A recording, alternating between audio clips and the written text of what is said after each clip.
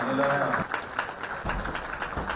तसेच डॉक्टर माया इंदुरकर मॅडम यांनाही विनंती। अधिकारी आणि मित्र हो, छत्रपती संभाजीनगरचे लोकप्रिय मतदारसंघाचे लोकप्रिय आमदार आदरणीय प्रदीपजी जयस्वाल साहेब खारगे साहेब, डिव्हिजनल कमिशनर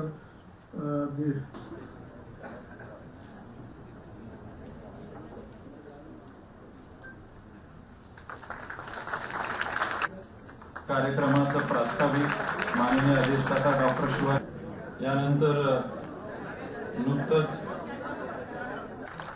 प्राप्त झालेला आहे असे माननीय आमदार।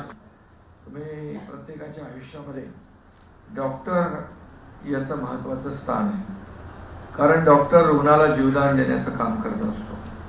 कुठलाही पेशंट डॉक्टरकडे आला तर डॉक्टरची हीच भूमिका आणि एक त्याचे प्रयत्न असतात की हा पुन्हा बरा होईल, आपल्या पायावर चालत जावा।